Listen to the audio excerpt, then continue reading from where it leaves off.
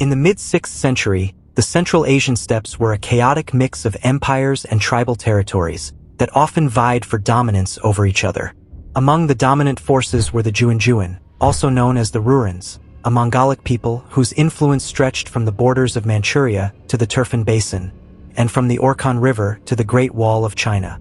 Their power extended through alliances as well, most notably with the Hephthalites, who ruled a vast territory, spanning from Semireki and Russian Turkestan to Sogdiana, Kabul, and even the Punjab. The relationship between the Rourans and the Hephthalites was solidified through dynastic ties, such as the marriage of Hephthalite Khan to the aunts of the Western Khaganate around 520 CE. Among the many vassals under the Rourans were the Turks, referred to in Chinese records as the Tuchui. They lived in the Altai region and were skilled metalworkers. By 546 CE, however, the Rouran faced increasing internal and external pressure. A civil war in 520 CE had weakened their power, and their Khagan Inakui struggled to suppress the insubordination of tribes. One such tribe was the Teal, who had formed a vast confederation, spanning from the Baikal region to the Western Sea. The Turks, led by their chief Bumin, remained loyal to the Rourans and preemptively crushed a planned rebellion by the Teal. This decisive victory solidified Bumin's position as a formidable leader. Seeking to strengthen his authority, Bumin requested the hand of a Rouran princess in marriage. However, Anakui dismissed the proposal, and according to the report, he called Bumin a mere blacksmith slave. Insulted by this response, Bumin turned to the Western Wei dynasty of Toba, whose rulers, although Sinicized by then, had retained kinship ties with Turkic peoples. The Western Wei gladly allied with Bumin and offered him a princess in marriage in 551 CE. This alliance enabled Bumin to strike against the Rourans. The Rourans were defeated decisively in 552 CE. After this defeat, Anakui, the Khagan of the Rourans, committed suicide, and the remnants of his people fled to the Chinese frontier, where they resettled as frontier guards. The collapse of Rouran rule in 552 and the rise of the Turks in Mongolia was not due to foreign invasions, but an internal revolt led by a discontented faction within the empire. The Turks were primarily known for their work in metallurgy. Before the revolt, they manufactured iron tools within the Rouran territories as early as the mid-5th century. And these metallurgical activities and resources gave the Turks economic leverage that helped them consolidate political power. Once in power, the Turks outsourced some metallurgical work to the Kyrgyz, their linguistic and ethnic kin in the north, who had abundant gold, tin, and iron resources. The Kyrgyz manufactured weapons for the Turks, but reportedly they harbored resentment against the Turks. This animosity persisted until the mid-9th century, when the Kyrgyz overthrew the Uyghurs, who had succeeded the Turks in Mongolia. With the fall of the Rourans, the Turks emerged as the new dominant power in Mongolia. Bumin assumed the imperial title of Khagan and established the first Turkic Khaganate. He had his capital in the mountainous region of the Orkhon, which has historically always been a sort of command post for the steppe empires. However, Bumin, the founder of the empire, died shortly after his victory. His son Quolo, also known as Isik Khagan, took the throne for a while, before the empire's leadership was divided between the two regions. The eastern region, centered in Mongolia, was ruled by Bumin's other son Mukin, who held the imperial title of Khagan. This eastern region held greater importance as the heartland of nomadic empires. The western region was governed by Bumin's brother Ishtami, who held the princely title of Yabgu. So these two men were the founding fathers of what may be called the first Turkic Khaganate. The Turks ruled over such a vast territory that they had to divide it into smaller regions to manage it effectively. Each region was governed by a local ruler who had significant or even complete freedom to make decisions. This system of division is mentioned by Menander, a historian who based his information on what the Turks themselves said. According to him, the Turk state was divided into 4 parts, each ruled by a different leader. Interestingly, Chinese records also support this idea. Huan Wang analyzed these sources and found evidence of 4 major administrative regions in the Turkic state. These were the Central Region, the Eastern Region, the Western Region, and the Western Frontier Region. The Eastern Khanate under Mukin Khagan was established near the future Karakoram on the Orkhon River.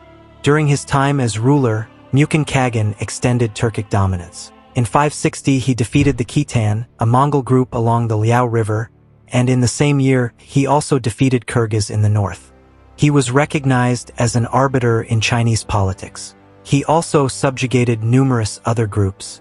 Although Mukin was credited with also defeating the Hephthalites, historical accounts suggest that Istami of the Western Turkic region spearheaded the Western campaigns. The Western Khanate led by Istami had its summer quarters on the Yıldız Plateau and winter camps near Issyk-Kul and Talas. Nominal boundaries of the Turkic realms stretched from the Altai Mountains to the eastern Hami ranges. The Western leader Istami also engaged in a series of strategic alliances and military campaigns that would culminate in the defeat of the Hephthalites. The Hephthalites, a dominant force in Central Asia before their defeat, had established their rule in Tokaristan during the late 5th century. While some sources suggest they were related to the Great Yuezhi, others associate them with the Huns. They maintained diplomatic ties with Chinese dynasties and ruled over regions of urban Central Asia that were vital for trade. To outmaneuver their mutual enemies, Istami formed a treaty with the Persian Sassanid ruler Khosrow I, a prominent figure in the dynasty. The alliance was sealed by a marriage between Istami's daughter and Khosrow. This combined effort resulted in a two-front assault on the Hephthalites, who were besieged in the north by the Turks and in the southwest by the Sasanians. By around 565, the Hephthalites were decisively defeated and ceased to exist as a major power. A group of nomadic Hephthalites, likely the remnants pasturing in the Aral region, fled westward. Some scholars suggest that these fugitives, rather than the remnants of the earlier Rourans, formed the nucleus of the Orkhanites and Avars, who later established a Mongol Khanate in Hungary. These Avars terrorized the Byzantine Empire and parts of Western Europe until their destruction by Charlemagne. Following the defeat of the Hephthalites, their territories were divided between the Turks and the Sassanids. Istami took control of Sogdiana, while Khosrow reclaimed Bactria, which had long been a coveted region in Iranian tradition. However, this reclamation was short-lived. The Turks soon seized Balkh and Kunduz, taking Bactria from their erstwhile allies. This marked the beginning of the two distinct Turkic Khanates, the Eastern Khanate founded by Mukin Khagan in Mongolia, and the Western Khanate under Istami, centered in Western Turkestan. Initially, the Turks and Sassanid Persia collaborated against the Hephthalites. However, tensions arose when the Sogdians under Turkish patronage attempted to establish direct trade links with Persia. The Sogdian merchants who controlled the silk trade under the Hephthalites convinced the new Turkish ruler to send a trade mission to Persia sometime before 568. The goal was to get permission to trade silk directly in Persia. Although the mission was officially sent by the Turks, it was organized and led by a Sogdian merchant named Maniak. When the Persians received the silk, they bought it but publicly burned it. This act was both insulting and strategic. The Persians wanted to stop the Sogdians from selling silk directly to Persian buyers or foreign merchants, as they wanted to keep full control of the silk trade. They were also wary of allowing Turkish caravans to pass freely through their territory. Not giving up, the Sogdians tried again. This time, a second mission made up of Turks was sent to Persia. However, things went badly. Persians claimed that the hot climate caused the Turks to die, but the Turks believed their envoys were poisoned. These events marked the end of Turk-Persian trade cooperation and set the stage for hostility. Frustrated by Persian resistance, the Turks, urged on by the Sogdians, shifted their focus westward toward Constantinople, the ultimate destination for much of the silk. In 568, the first Turkish embassy arrived in the Byzantine capital. Led by Maniak, the mission sought to establish a direct trade relationship and an alliance against Persia. The Byzantines, intrigued by the possibility of undermining Persia, welcomed the Turks cautiously. At this time, the Turks had consolidated their control over the western Eurasian steppes, bringing tribes such as the Sibirs, Udigurs, Ogurs, and Onagurs under their hegemony. Some Bulgar groups, which had not joined the Avars in their migration to Pannonia, also came under Turkish influence. While the extent of Turkish control over the Bulgar tribes remains unclear, their dominance in the region was significant.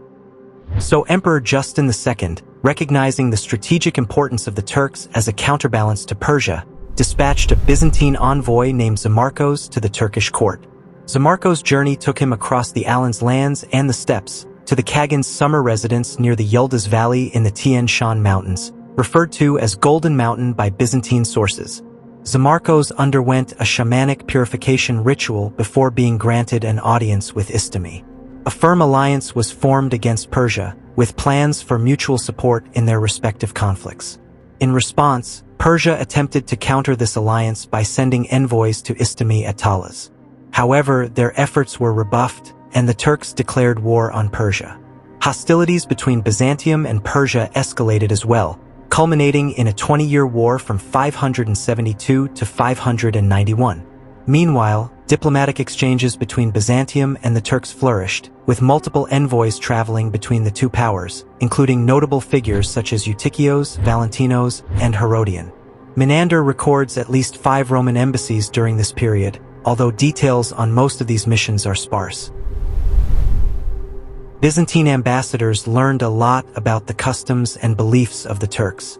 According to Theophylactus Symacats, the Turks deeply respected fire, which was likely influenced by Iranian Mazdaism, which introduced them to the god Ormuzd, that is Ahura Mazda.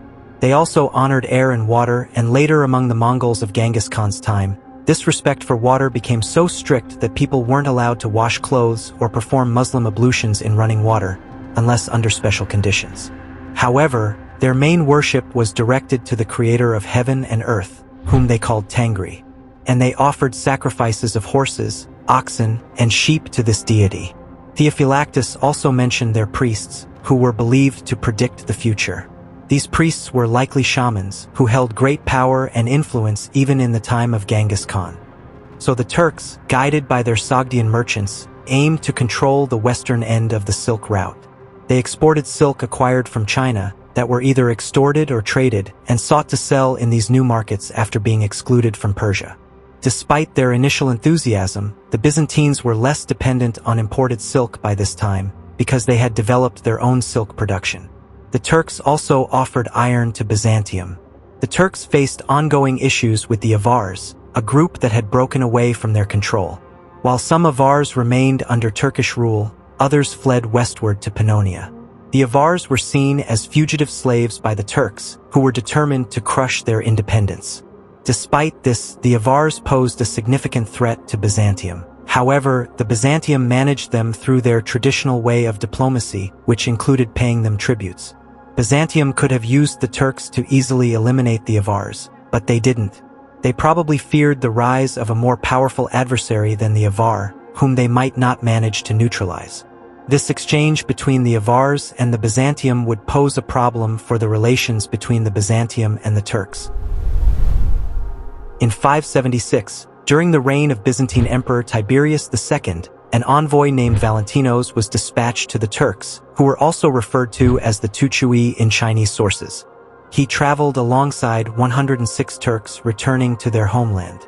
By the time Valentinos reached the royal residence on the Upper Yildiz, the prominent leader Istami had passed away. His son Tardu had succeeded him as the ruler of the Western Turks. Valentinos was received by Turksith. Now Turksith is described by Menander as one of the 8 chiefs governing the Turks. During this meeting, Turksith expressed his anger over Byzantium's harboring of Avar fugitives, and made menacing threats against the empire. But despite his hostility, Turksith eventually allowed Valentinos to proceed to meet Tardu. Tardu, like Turksith, accused the Byzantines of duplicity. In retaliation for what he perceived as a betrayal of their alliance, Tardu ordered a cavalry detachment led by a commander named Bokan to attack Byzantine settlements in the Crimea. The campaign began in 576 with Bokan, supported by Anagai, the last chief of the Uturgur Huns, besieging the Byzantine city of Bosporus. Later in 581, the Turks advanced as far as the walls of Chersonesus, holding their ground until 590, when they permanently evacuated the region. By 588 to 589, the Western Turks were at war with Persia. They invaded Bactria and advanced as far as Herat. Though Persian accounts highlight the bravery of Bahram Chobin, who allegedly drove them back, the Turks quickly exploited the Persian civil war in 590 between Bahram and Khosrow II. Bahram, being defeated, fled to the Turks for refuge. During this period, the Turks solidified their control over Tokaristan, particularly the region north of the Hindu Kush. By 597 to 598, this territory, including key cities like Balkh and Kunduz, was no longer under Persian rule, but part of the Western Turkic Empire. By 630, when the Chinese monk Xuanzang visited, Tokaristan was ruled by a Turkic prince based in Kunduz. He was a son of the Khan of the Western Turks. At this time, Central Asia was split between two major Turkic empires: the Eastern Turk Empire, stretching from Manchuria to the Great Wall, and the Western Turk Empire, extending from Hami to Lake Aral and Persia. The Oxus River marked the empire's southern boundary, enclosing all of Tokaristan within Turkic-controlled territory. The grandeur of the Turks during this period is vividly captured in the Kultegan inscription, written about a century later. When the blue sky above and the dark earth beneath were created, between them were created the sons of men. Above the sons of men arose my ancestors, Bumin Khagan and Istami Khagan. When they had become masters, they governed and established the empire and the institutions of the Turkic people. At the four corners of the world, they had many enemies, but, making expeditions with armies, they subjugated and pacified many peoples. They made them bow their heads and bend their knees. They made us move eastward as far as the forest of Kadurkan, and backward to the iron gates. Over all the land between these uttermost points, the Blue Turks held sway as sovereigns. They were wise Khagans, valiant Khagans. All their officers were wise and brave.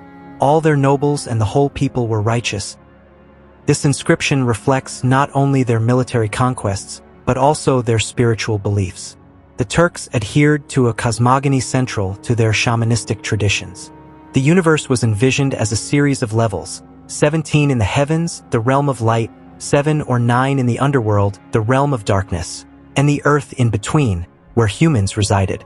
At the universe's peak was Tangri, the divine heaven, who ruled supreme. Heaven was the abode of virtuous souls, while the wicked descended to the underworld.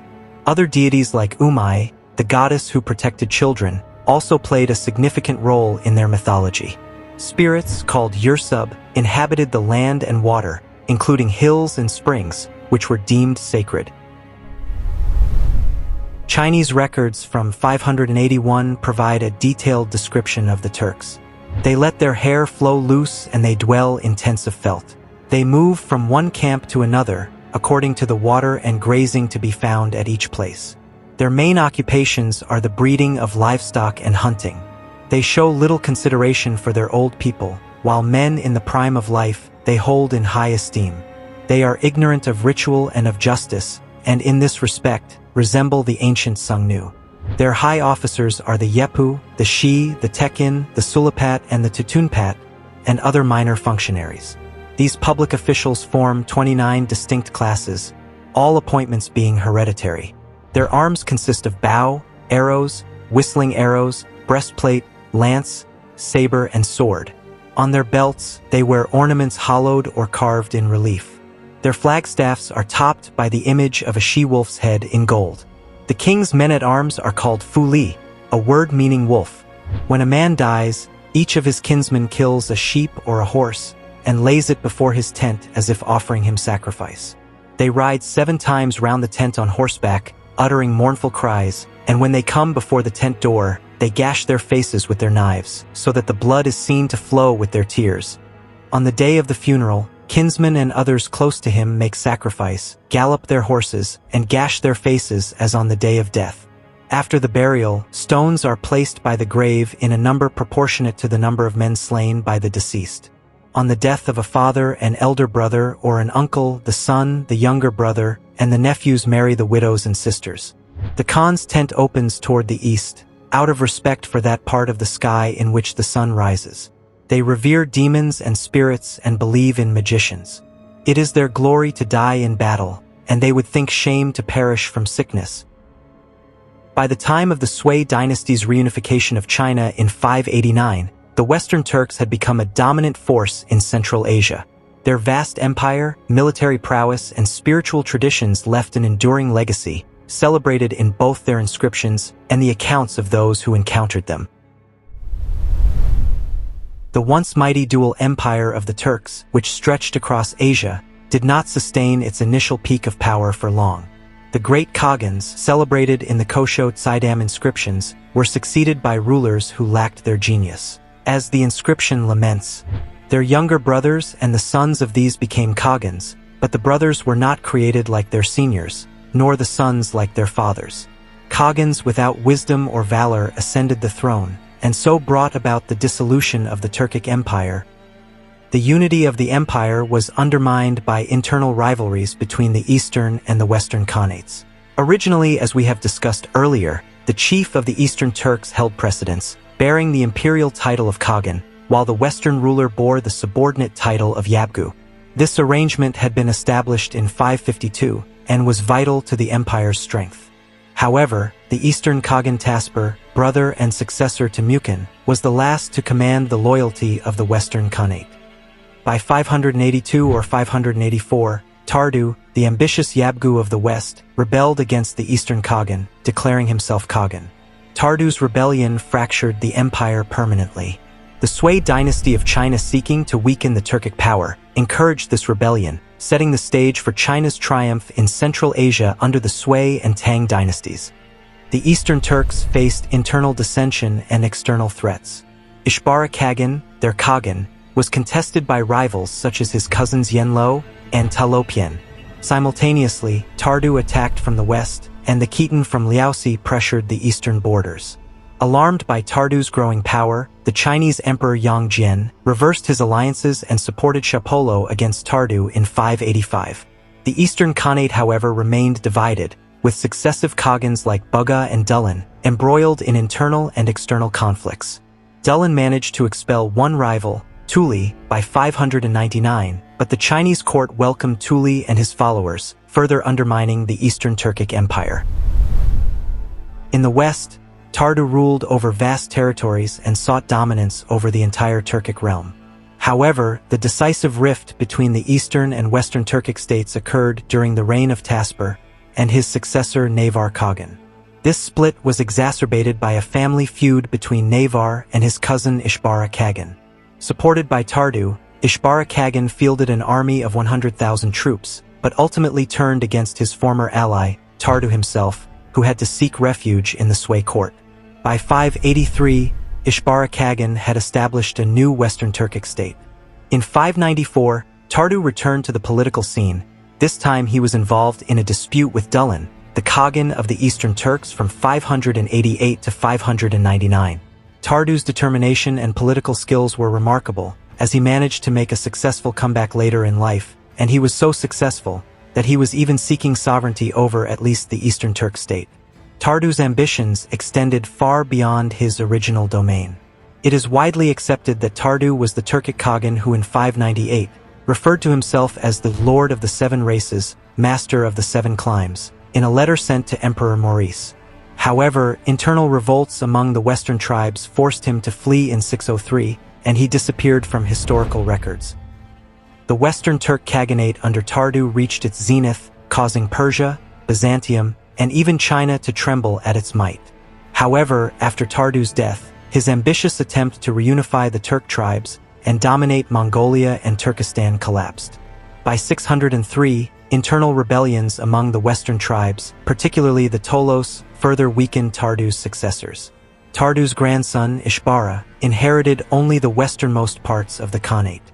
Meanwhile, another contender, Chuluo, attempted to consolidate power in the Ili region, but was outmaneuvered by the Chinese who supported Ishbara. In the east, Ishbara Khagan tried to strengthen his rule, despite facing many problems. In 585, he pledged loyalty to the Sui dynasty, showing how much the Turk states were starting to rely on support from China. However, the Turk Empire was breaking apart due to internal divisions, and China took advantage of this weakness. By the early 7th century, the once unified Turk Empire had splintered into rival factions, each vying for supremacy. The division allowed external powers like Persia and China to manipulate the situation, marking the decline of Turkic hegemony in Central Asia. The history of the Turks during the early medieval period is marked by a constant interplay of power struggles, both internal and external, with their closest and most significant adversary and ally being China. The Chinese strategy of divide and conquer played a critical role in weakening Turk power. By supporting compliant khans like Ishbara and eliminating rebellious leaders, the Sui dynasty effectively undermined Turk unity without engaging in direct warfare. This strategy extended to other regions as well, such as Kokonor, where the Chinese defeated the Tuyuhun, a Mongol horde, in 608. By the early 7th century, the mighty Western Turk Khaganate had fragmented, its leaders either fleeing, aligning with China, or falling into obscurity. The Eastern Turk Khaganate, which had been largely subdued under the Sui dynasty, regained its vigor during the latter's decline. The Ishbara Khagan, sensing the weakening of Chinese power due to disastrous campaigns in Korea, revolted. In 615, he nearly captured the Sui Emperor Yang Ti in the fortress of Yanmen. The subsequent civil wars in China and the collapse of the Sui dynasty in 618 allowed the Turks to reclaim their old dominance. When the Tang dynasty ascended the throne, the Eastern Turk Khagan Sili launched raids deep into Chinese territory. In 624, he threatened Chang'an, the imperial capital, exploiting the chaos in China. However, the Tang prince Taizong mounted a bold counteroffensive. Displaying tactical brilliance, Taizong led his forces in a surprise attack on the Turk camp, scattered their forces, and forced Sili to retreat into Mongolia. Despite his initial survival, Sili's position deteriorated rapidly. Natural disasters and internal dissent left his Khaganate weakened. His attempts to tax an exhausted and rebellious population further alienated his subjects. In 630, Chinese forces under the command of General Li Jing and Li Shiji launched a decisive campaign against Sheli Khagan and captured him and scattered his followers. This marked the end of the Eastern Turk Khaganate as an independent power. For the next 50 years, the Turks were subjugated by China. The inscription of Koshotsadam reflects this humiliation. The sons of the Turkic nobles became slaves to the Chinese people, and their innocent daughters were reduced to serfdom. The nobles, discarding their Turkic titles, accepted those of China and made submission to the Chinese Khagan, devoting their labor and their strength to his service for 50 years. Emperor Taizong emerged as a pivotal figure in this period, not only subjugating the Eastern Turks, but also extending Chinese influence into Central Asia. By dismantling the Turk Khanates, Taizong brought the Indo-European kingdoms of the Darim Basin under Chinese protectorate. His policies marked a turning point in Sino-Turk relations. He reversed centuries of raids and invasions by steppe nomads. Instead of purchasing peace with gold, Taizong subdued the barbarians and incorporated their strength into the Chinese Empire. With the aid of Turk auxiliaries, Taizong continued to consolidate his empire, demonstrating the superiority of Chinese civilization while integrating elements of steppe culture. This was a new era of Chinese dominance in Central Asia, with the Turkic elites serving as military and administrative officials in the Tang government. The long history of Turk-Chinese interaction was marked by cycles of warfare, diplomacy, and cultural exchange. Initial contact between the two occurred during the Turk subjugation under the Rourans. By the time the Turk Khaganate emerged as a dominant power, the Chinese were already adept at exploiting the internal divisions among the steppe tribes. As noted in the Sui annals, the Turks prefer to destroy each other rather than to live side by side. They have 1,000, nay 10,000 clans, who are hostile to and kill one another. Chinese strategies often included matrimonial alliances, tribute exchanges, and political maneuvering. While the Turks raided Chinese territories during times of weakness, periods of peace were marked by lavish exchanges of gifts, such as silk and horses. For instance, during the late 6th century, Turk rulers Mukin and Taspur received 100,000 pieces of silk annually from the northern Zhou dynasty, while the Chinese entertained Turk nobles in their capital. Now that we've seen the fall of the Eastern Turk Khaganate, let's focus our attention towards the Western Empire. So by the early 7th century, the Western Turks had established themselves as a dominant force under the leadership of Shigai Khagan. His realm extended from the Altai Mountains to the Caspian Sea and even reached the Hindu Kush. Tong Yabgu Khagan, the brother and successor of Shigai, expanded the Western Turkic Khaganate to a great extent. His influence stretched from Tokaristan and parts of the Tarim Basin to Talas. He asserted hegemony over these regions, with client rulers like the king of Turfan paying allegiance to him. His son, Tardushad, governed Tokaristan from Kunduz, which solidified their control over these key territories. A contemporary Chinese source, the Tang Shu, noted that he held hegemony over the Western lands. Never had the barbarians of the West been so powerful. The Chinese Emperor Taizong initially viewed Tong Yabgu as an ally and employed the strategy of aligning with distant powers to counter closer threats. Tong Yabgu led a nomadic life and followed seasonal migrations. During summers, he resided in the upper Yildiz valleys, while winters were spent near the Issyk Kul, the hot lake. The Chinese Buddhist pilgrim Xuanzang visited Tong Yabgu's court in 630 and provided a vivid account of the Khagan and his court. Xuanzang described the Khagan as a figure reminiscent of Attila or Genghis Khan. The Khan wore a coat of green satin and allowed all his hair to be seen, his brow alone being bound by several turns of a silken fillet 10 feet long, of which the ends hung down at the back. He was attended by some 200 officers wearing brocade coats, all with their hair braided. The rest of the troops consisted of riders mounted on camels or horses. They were clad in furs and fine woolen cloth, and carried long lances, banners, and straight bows. Such was their multitude that the eye could discern no limit to it.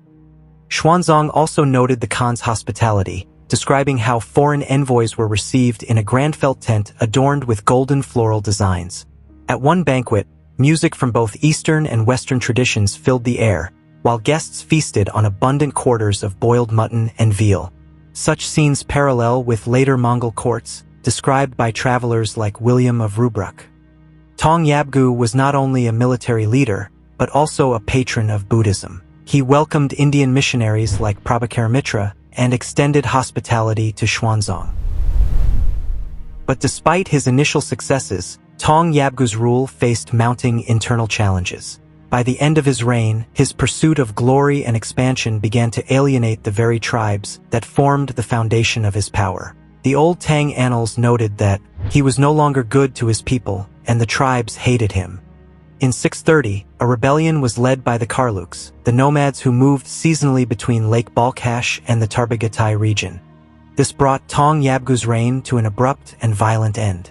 He was murdered, and his empire fragmented into two factions, the Nushi Pai tribes southwest of Issyk Kul and the Tulu tribes to the northeast.